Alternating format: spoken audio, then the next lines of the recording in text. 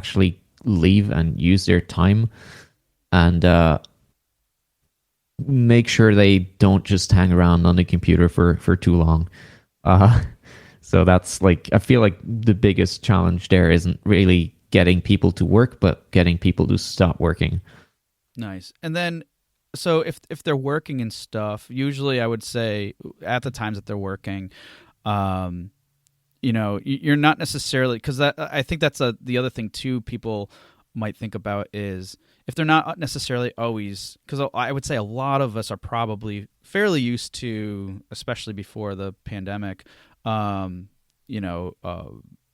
space type environments to some degree, and because of the less frequent interaction, because you're not necessarily always, I hope not, pinging someone like in a chat or something like that all the time, right? But so I guess in that remote capacity too, like what are good things to do for some of the other things that you mentioned too, like just not necessarily keeping tabs on people, but more of like kind of doing little check-ins here and there. Is it a matter of just being mindful of that and scheduling those types of things so that you're making sure that they're always happening happening more frequently than, I guess, forgetting about them or something to that extent? Yeah, the way we do it is just we used to use Discord, but then we moved to Slack. So we had just have a Slack thing where we have different channels for different like things. We have an art channel, a music channel, and like a general channel, and then like a rest of the things channel. And then we just like post updates there if we have something to discuss or like questions for the rest, or if we have something to show off. So it's just like post when things are happening. And then people can chime in and react to that. And in addition to that, we also have like every 2 weeks we have a meeting where we're like just through voice, where we hang out for like an hour or two and chat about what happened and like what's going on and what our plan is for the next 2 weeks, so that we make sure people know what's going on and what we're working on, and make sure that like any problems or like confusion are cleared up. So. Nice. Yeah, and I like that too, especially in those tools you mentioned, Slack or Discord, because it's also one of those things too where you can post some stuff there too, and of course there's other channels if there's something like an emergency, which I would hope are for most people are very limited. There shouldn't be too many emergencies. If there are, that's saying. That's saying something else, I guess. But because of these channel of communications, it's like they're there, and people will check in. But it gives it a little bit more flexibility. It's like, okay, where there's less distractions, right? So you can check in when you're able to and everything, opposed to being in a work environment, in an office environment rather, where someone, it's on my mind, I'm passing by, I'm going to go in and see how they're doing and ask them this question, because then it's like that could be very distracting. And I know for a fact I always hated that, being in an office. Yeah. It just, come on. So that's why like most people wear headphones and just don't listen to anything in the office, because it's just too distracting. You can't focus on anything. And yeah, I think like personally, I grew up with like IRC and stuff like that. So I'm very used to sort of the asynchronous kind of communication where you post something into a channel and then you just wait for a while until someone replies or pings you or something like that. Yep. But I can see how people that are used to the office kind of thing can struggle with that. And I think it's more just a thing to get used to. It does suck for if you have like a real emergency. But there are ways around that. Like usually you could like either call them on the phone if it's really important, but we haven't really had that yet. I think one thing that's easy to overstate is just the importance of something. Like even if it's like, I don't know, I just got an email of something weird and scary. It's like, whatever, just post about it. And then if it doesn't happen until tomorrow, it's not that big of a deal, Like, I don't know, aside from medical problems, I don't think anything is that important that it needs resolving within minutes. Yeah. No, I'm with you there 100%. And plus it's just not a healthy environment if there's always different types of emergencies happening. Because Yeah, I mean, if you got the alarm bells on all the time, I don't know, you got bigger problems. exactly. All right, cool. I want to shift things a little bit and talk just real quickly a little bit more about communication and leadership. So, clearly we identified that communication is definitely important to really build an effective and healthy team. So, what are some? You mentioned about like some occasional check-ins and stuff, but what are other steps that you would recommend that can really or to help promote active and open communication, especially let's say for new team members that might not be as open as you would like them to be? I feel like setting a good example is like very important. So like that's the base level almost. So like make sure that you post about what you're doing and like what's going on, and about like make sure that if you have something exciting to share, you actually do share it. And then the other thing is like actually engaging with people. Like if you just write things only and never reply to anyone else, and people are going to notice that and are going to be like, well, what's the point if nobody ever gets back to me, you know? Yeah. So that's like actual engagement is very important to make people feel welcome. And the other thing is just like if you don't hear anything from someone, like you agreed, oh, you know, we said you were going to work on that, and I haven't seen it. Like, what's going on? Do you have a problem? Can I help?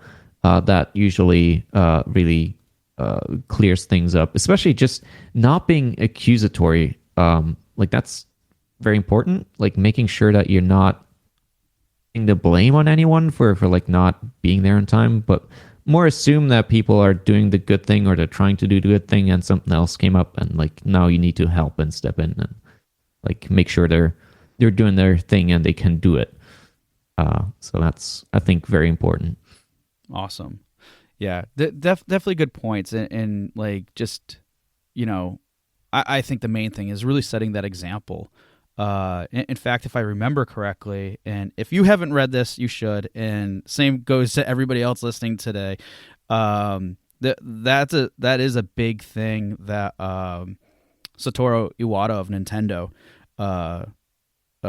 you know, said in his book Ask Iwata. That's an amazing book that talks a lot about these types of different things too. And those are some of the things that he even practiced himself, and which, you know, led him to do what he was able to do for Nintendo. But it was like to the same level of like attention and openness and everything else, and to lead by example. So it wasn't just like him being viewed as a CEO, but he would be viewed as like a peer, not someone put on a pedestal, even though he had obviously, you know, a big title attached to the company and stuff. So really good things there. And yes, I did relate you to so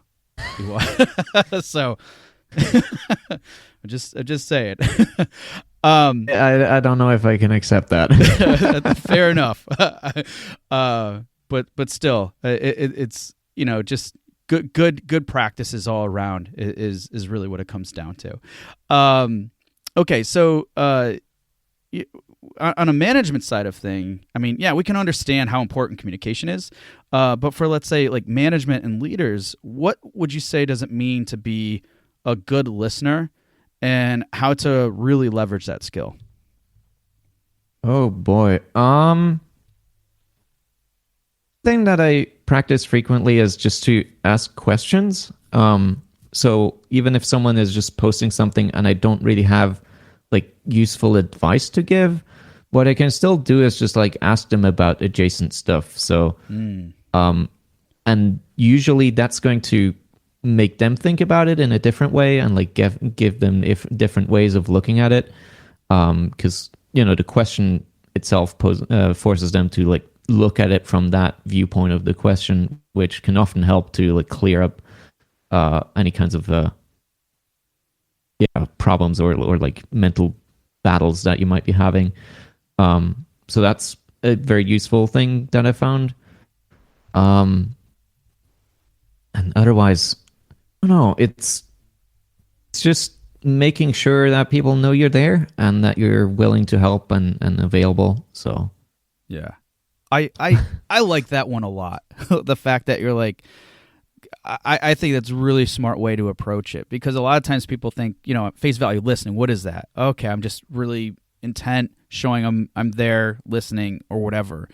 But in the context you provided, especially if, thinking back to like, hey, your team and probably a lot of others are in a remote capacity, a form of listening could just be very well be asking questions. And that example you provided was great, because a lot of times we might just like look at something, if we don't fully understand it, we would just make a quick comment about it and move on, right? But asking questions further are really showing, again, especially in a remote capacity, are showing that there's intent there, that you are listening, that you do care and everything, and asking something so it's phrased differently so you can really understand what this person is saying is just another form of listening. So and just being, it's also way too easy to just like assume that you know what they mean. Like even in like normal conversation or whatever, it's just like you have your own interpretation of what it meant, but it might not be exactly what others are what they're talking about. So just asking questions to make sure you get closer to that is very important, because otherwise you're just gonna talk by each other, and then it goes into an argument of people getting confused because they think the other one is understanding, but they're really not. So.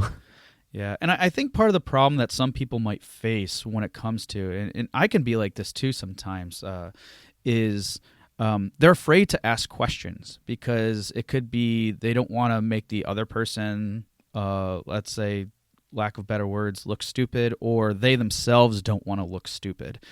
So by asking the questions, it's really to help promote clarity, but again, also have that clear understanding and being a good listener. So, yeah, I like that a lot. All right. Before we get to close here, I want to talk about lessons learned, because I'm sure you still learned a lot of lessons throughout team building and everything. And this one's one I don't think a lot of people think about, and I love your input on this too. So, like, team building is often looked at from basically like an internal perspective or viewpoint, right?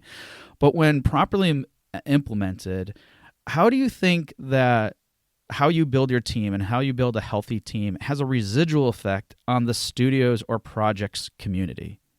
And I'm talking about, like, fans, people who are following you, that type of thing. Yeah, so one of the things that I made sure to always ask during the interviews with new hirees was to ask whether they're comfortable talking to the community at times. Because one of the things I do is I have a mailing list where we post weekly updates on what we're doing, and I allow each of the team members to like write a short blurb about what they're doing and their input on stuff. So if they want, they can like provide that there. But I also wanted to make sure that if fans did have like questions specifically about some aspect of it, that the team member would be there to be able to provide a better answer, because I certainly don't know anything about composing. So it would be weird for me to try and answer that question.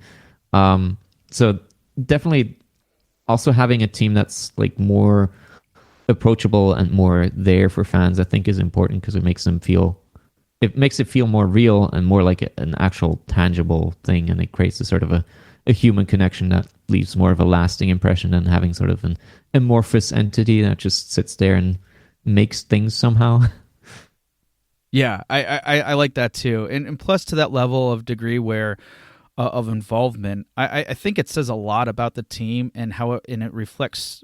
Really, I would assume, I definitely would believe and have seen it, that it reflects very positively for the fans, for your followers and stuff, where it's not just like the same person always talking about the same thing, but you're actually getting it from individual team members, and to see them like, and it's not to say just like a single voice coming forward with the different things is bad or anything, of course, but I think it just gives it another level of transparency that you may not typically see with studios, especially like larger ones, right? But even if they do like a featured section from someone from a department or things like that, that's cool.